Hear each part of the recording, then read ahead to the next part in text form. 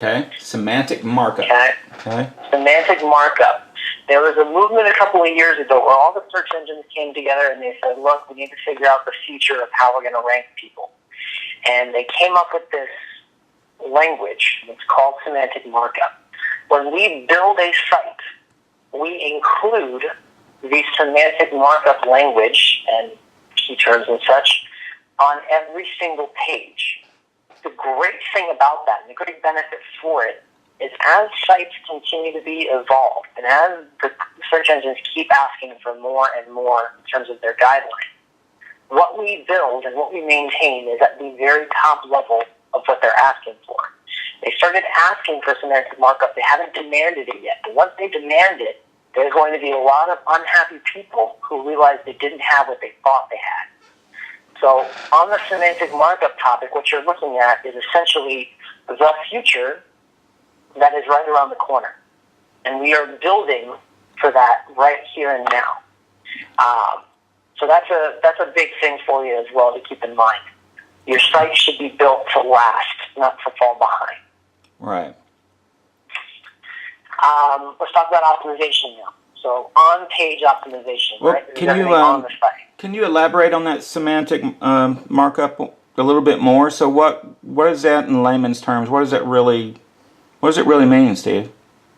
So, okay, within the coding on the site itself, right, the way that it's structured, we include this language, the semantic markup.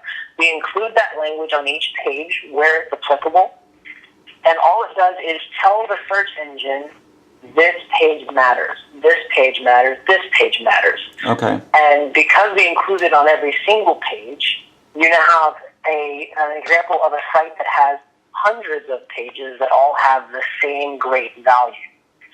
Now what happens is whenever someone goes searching for, let's say, for instance, Nissan service, and they're in your area, if we build you that site and it's semantically marked up like we do, then your Nissan service page now essentially becomes the authority on Nissan service.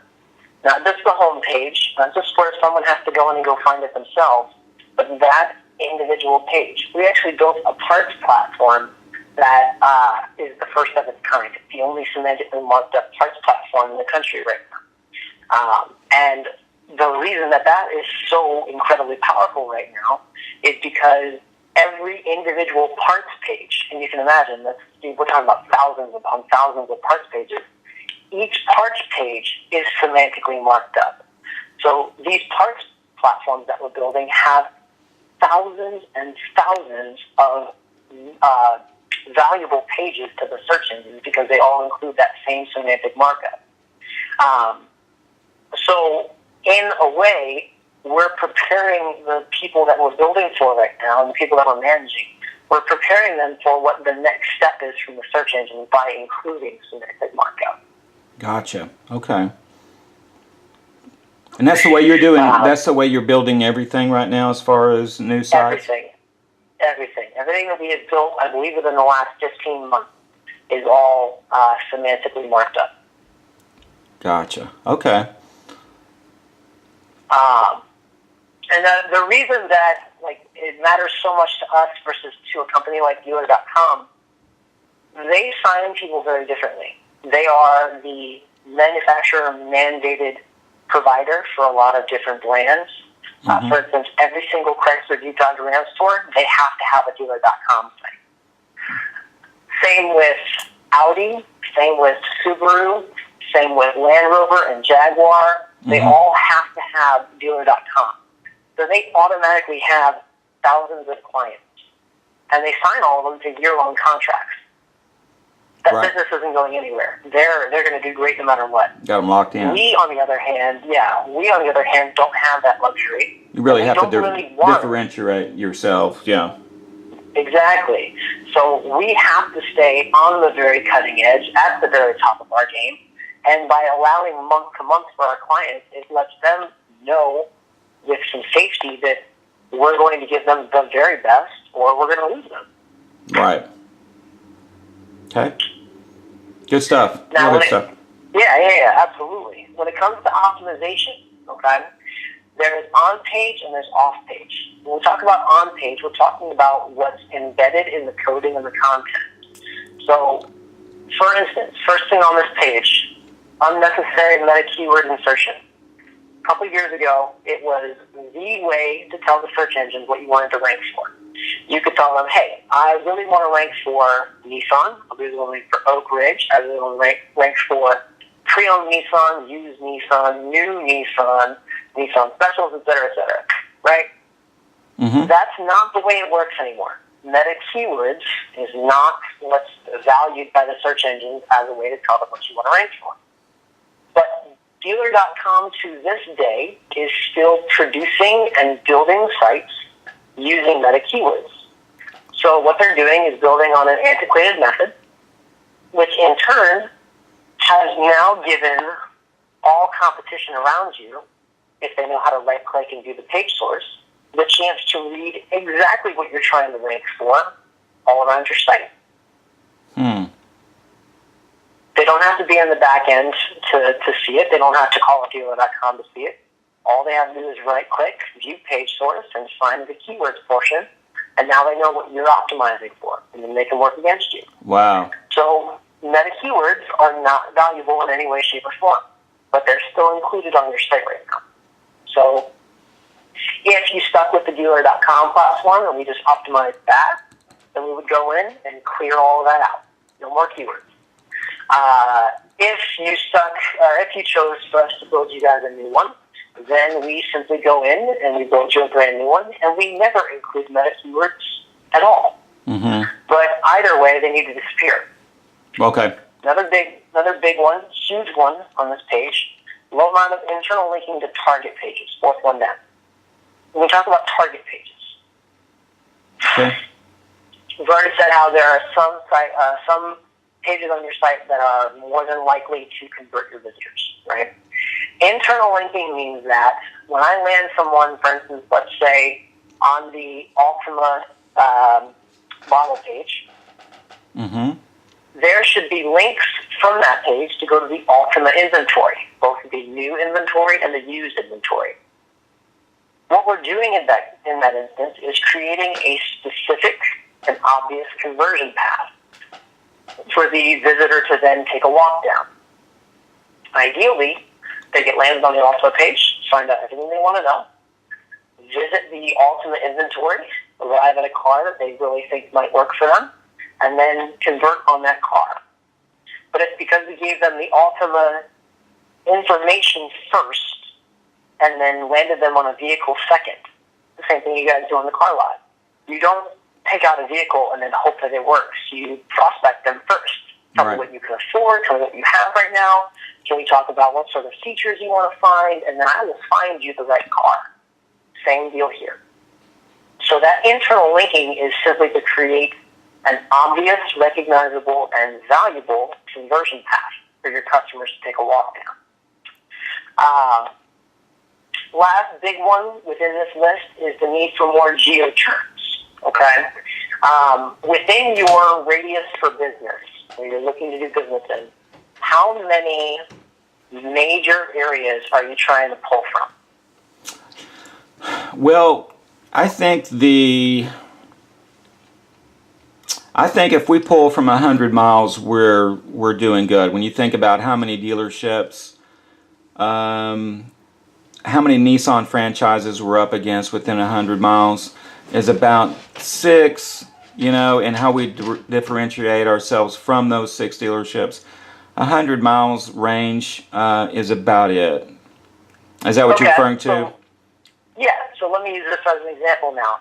You got 6 Nissan dealerships that are within that range for you. Right. Each one of them is in their own place, right? Correct. So let's say you sign on with us and you tell me, look, the first thing I want to do is I want to be the authority for Nissan within this 100 miles. And I'll go ahead and I'll get for you those first 6 Nissan dealership locations, whatever towns they're in.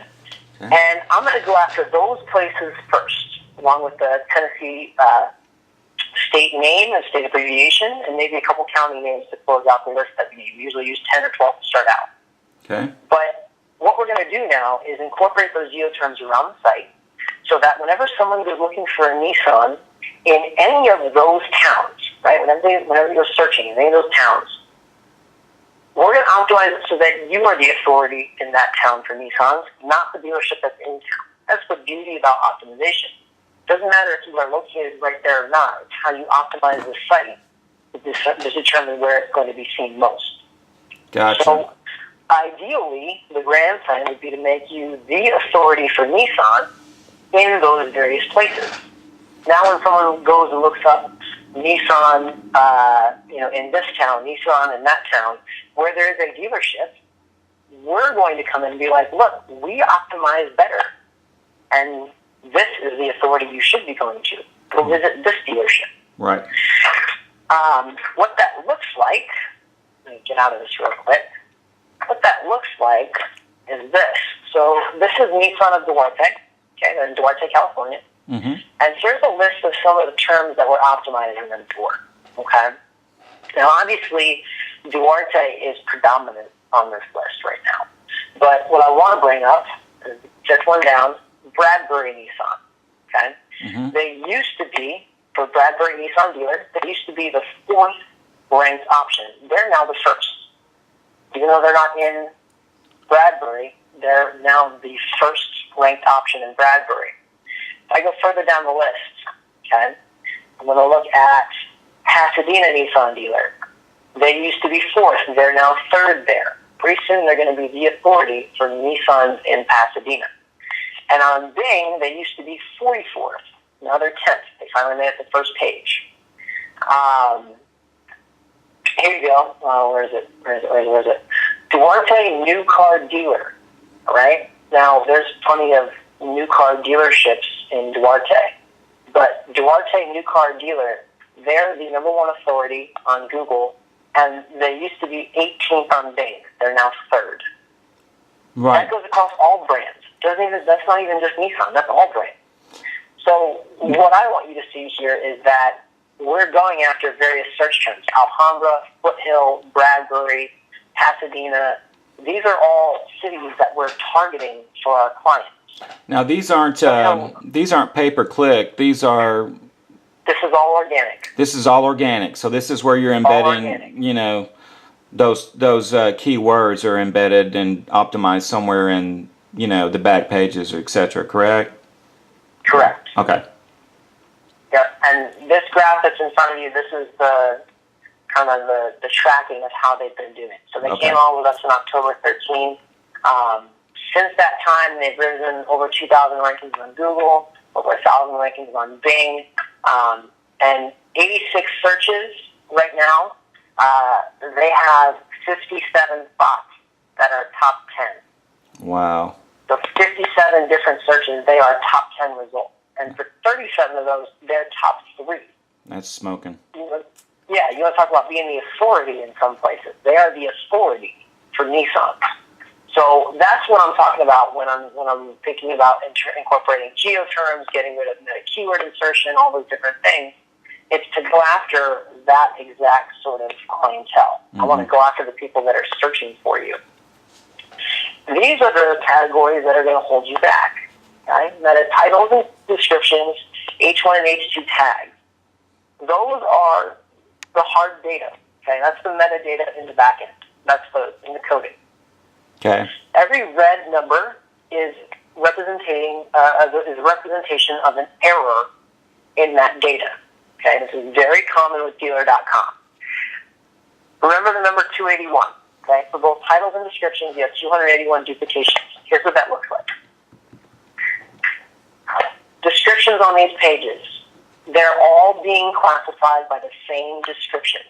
Doesn't matter that they're different pages. Doesn't matter that on the front end I'm going to see different vehicles on it or different links and so on and so forth. In the backside, where Google is looking at you, they're reading the exact same content over and over and over again. That sounds like my entire inventory, that 281. Yeah, more than likely. And here's the reason why. All I have to do is add the stock number. And that would differentiate it right there. That would differentiate it right there alone. Not to mention the fact that all of this is only optimized for Oak Ridge. And Oak Ridge is in there twice. Shouldn't be like that. Oh gosh. So this Yeah. this is what I'm talking about. Like including these different geoterms in these various descriptions, including the stock numbers, it will differentiate every single page. So now you have 300 plus pages that are unique. And the same thing is going on in the titles. Wow. And the same thing is going on in the tags portion. Now, so all of this, dealer.com is that something that did I even have access to as on my dashboard or no? Or should they be doing? They should be doing that for me. They should be. This should have been taken care of months and months ago. How long have you been on dealer.com? Do you have any idea? Years. Okay, so here's the reason why this is like this. There's an auto-population algorithm that's in the back end right now, in their coding, that says every time that you add a new vehicle, this is the description to use. This is the titles, these are the titles to use. These are the tags I want you to use. Period. It never gets touched, it never gets altered, it never gets looked upon, because it's auto-populating. Wow. Yes, you're absolutely correct. Dealer.com is supposed to be taking care of this